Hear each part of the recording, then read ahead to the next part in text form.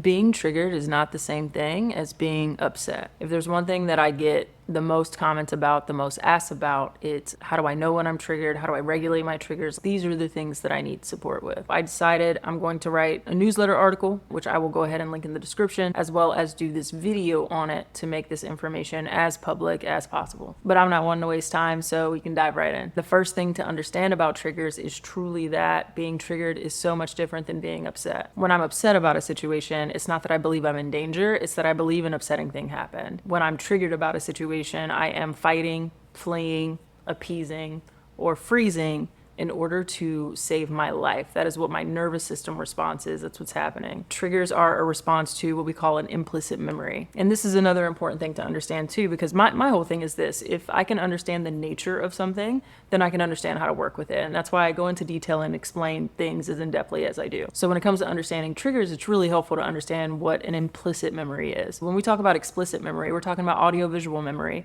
We express our explicit memories by speaking about it, right?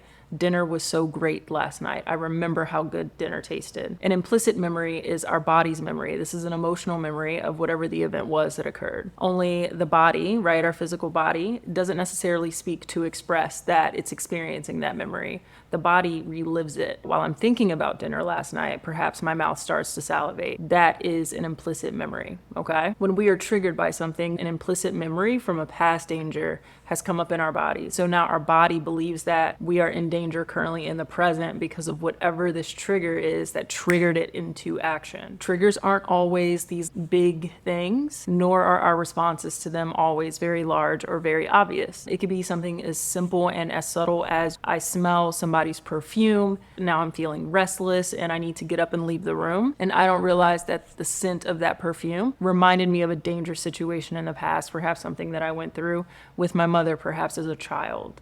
You understand? That's kind of how our subconscious works. To understand that we are triggered, it's helpful to know that we are entering a survival response. Let's say if my partner comes home and misunderstands me about something, and I am finding myself pleading, fighting for my life, I am in a trauma response. I've been triggered, right? Just by this misunderstanding.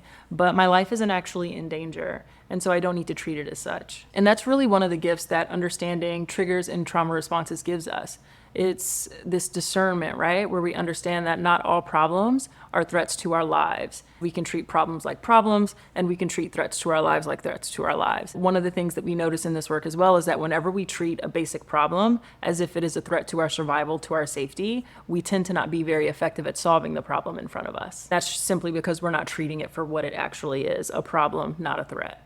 Right? With all of that being said, how do I actually start to work with triggers is one of the questions that I get a lot. I'm going to give you a few steps here, and I'm going to make it as simple and as seamless as possible, okay? We start with step number 1, which is noticing and naming that we're actually triggered to begin with. You know how there's some people that seems to be like hyper aware of other people's moods, their tone of voice, their word choice, their behaviors, whatever the case is. While that sort of awareness tends to be very, very fruitless in nature, right? We tend to expend a lot of energy trying to be aware so that we can control and manage what's going on in our external environment. It can be actually really helpful to turn some of that energy inward, not necessarily the anxious energy, but that attention inward, to start to be aware of what's going on inside of our bodies. Because like I said, all of this revolves around the implicit memory. Bodily awareness is huge. We can stick with the partner example. Whenever you notice a change in your partner's tone or whatever the case is, you will be able to notice when the trigger is occurring before it's actually hit this point of no return. We think of triggers as these things that happen sort of instantaneously, that happen really quickly. But the truth is there tends to be a window of time there. And during that window of time, we are not paying attention. This is why a lot of the times we will, let's say, come home from work, we've had a tough day at work, and people come home and they take it out on their families and things of that nature. We tend to judge those moments and take them very personally, as if, I just don't value my family as much, when there is a different explanation. If we look at this through a trauma lens, is that something happened at work that triggered their nervous system into feeling a sense of threat, but they're literally not safe at work to fight, right? To enter a fight response that their body is telling them to enter. And so they have to bottle that up and hold it in. And then when they get home, that is the safe space for it to be expressed. I'm not saying that that's right or that that's okay. What I'm saying is that that's a different explanation for how triggers actually show up. And it sort of illustrates this window of time that I'm talking about. If we were able to notice and regulate and realize that we were triggered while we were at work, while all of this was happening, we'd be able to regulate in healthier ways before we get home and not take this shit out on our families, And so the sooner you can notice it, the better. And this starts with subtle signs. You want to notice if your breath starts to quicken, perhaps you feel some tension in your chest, you feel your hands getting sweaty. Whatever your signs are, pay attention to your body and just pick up on the patterns. That's it. That's the first job. Just observe and pick up on the patterns. There are 3 types of awareness specifically that I laid out in the article, and I'll give you like little nutshell versions of those here. These can be really helpful for practicing the self-awareness. Number 1 is bodily awareness, which is mainly what I was just talking about. It's the easiest thing to notice. It doesn't require a whole lot of extra context. It's as simple as picking up on pattern. The second type of awareness is emotional awareness, and so you can notice if you feel any big pangs of emotion or big fluctuations or changes of emotion in response to an external stimuli. That could be a sign of being triggered, especially if you're feeling, a big sense of anger or upset or fear or whatever the case is. That doesn't, if you were to stop and think about it rationally, it doesn't necessarily fit the situation. The situation isn't dangerous, but my body's reacting as if I'm in danger is the thing that you want to really notice there. Lastly is thought pattern awareness. Thought patterns are really interesting creatures because when we have regulated thought patterns, we tend to be more open, more curious, more calm. So in the partner scenario, it could still be something like, my partner's tone changed, and in a regulated state, I might think to myself, seems a little off, I wonder what's up. Dysregulated thought patterns don't sound like that. Dysregulated thought patterns get a lot more what ify in nature, or they could be more defensive in nature. They can also be more presumptuous. Are you making assumptions versus staying curious and asking questions? Are you open to something outside of the story that you're telling yourself right now, or did you come to a story instantly? That is also a sign that you are becoming dysregulated or that you have been triggered into action, okay? The big thing here is that when you notice that you're starting to become activated, because it's not a light switch, right? But when you're starting to become activated, when you're starting to have this response,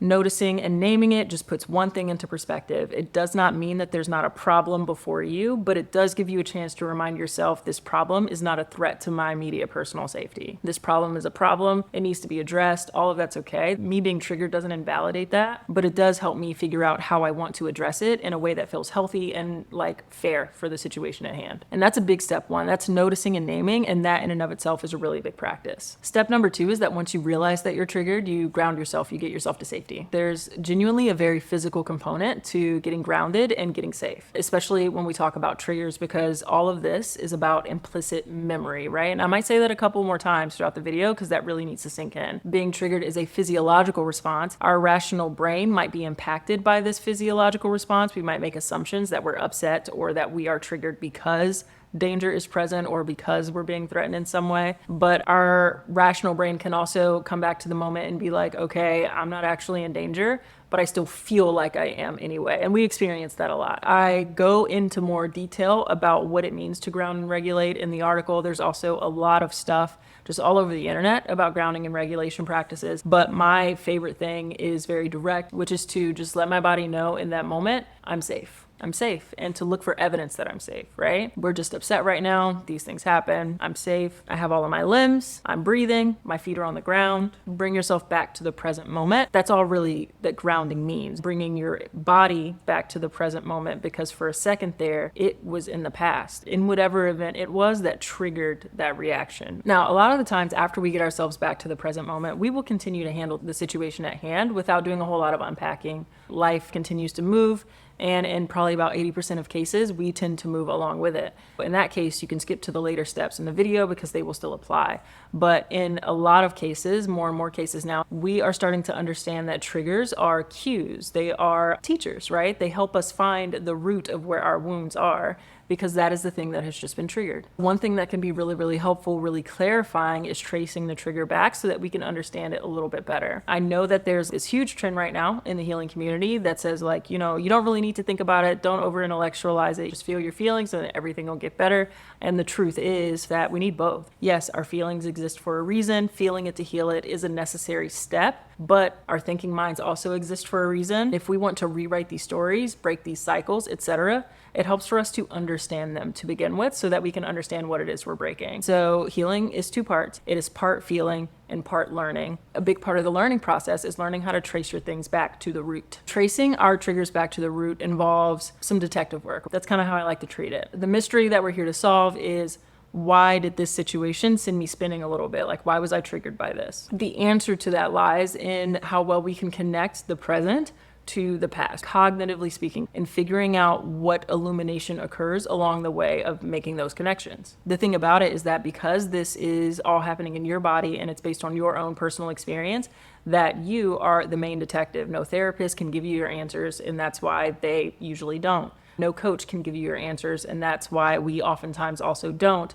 Or if we do, if you have a good coach that's worth their weight, they will actually check in and ask, does this feel true to you? I'm just guessing, I might be wrong. It's because at the end of the day, whatever your answer is needs to click for you. It's your story, it's your trigger, it's your experience, it's your body. You're the only one who can figure out what's missing here, okay? So true to that detective gut instinct that we talk about, what happens is we start to trace it back to the root, and we have some like click moments, right? I'm so sensitive about these types of things today because of this thing that happened in the past. And that's kind of the thing that we're looking for. So how do we connect these dots back to the original event? We get curious. And what I mean by curious is that curiosity is open. It does not have an agenda. There's no urgency behind it. Genuine, true curiosity is just here to see what it finds. One of my go-to questions whenever I'm working with clients on this stuff is to start with asking, well, when's the first time that you remember feeling this way? And that tends to send the vast majority of my clients on a whole journey. It's really fascinating to watch. We just automatically start to connect those dots. Our bodies and minds are trying to connect. They want to be in alignment, but a lot of the times we don't know how to get there. Asking the right questions can be huge, and the go-to one, the big one, is when's the first time you remember feeling this way? It helps to journal about it or even do an audio journal about it if writing isn't your thing. Sometimes when we are in the middle of expressing it, we're not really observing ourselves as we go. So journaling can be really helpful. These end up being really interesting discoveries at the end of it. We might end up realizing something like, oh man, when my boss gives me feedback on my performance, I feel the same way that I felt when my dad yelled at me at Disneyland and told me that I was a failure in front of all of my friends. You know what I mean? It could be something that on the surface would seem to be completely different, but we notice that the feeling is the same, and that's the big key. And that can feel really weird at first because we're like, did that really impact me that way? It doesn't seem like a big deal now. I understand so much about that situation. The big thing about this is to realize that as an adult, of course we have all of that context. As adults, we have so much context, we have so much understanding. As children, we didn't. And so the thing that we're realizing here is that as children, we have no context, we take so much more personally, okay?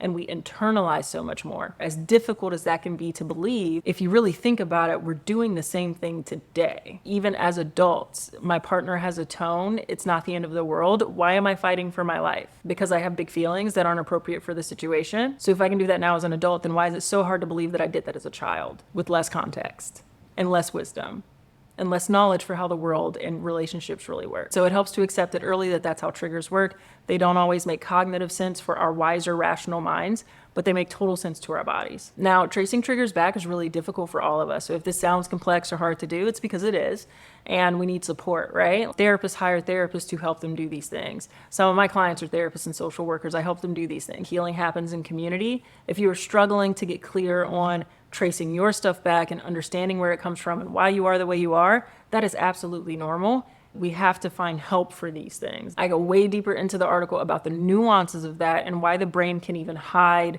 information from us on purpose because we're not ready. Feel free to check out the article to get an even deeper dive in a lot of this stuff because I'm not just on here reading the article. It's very different.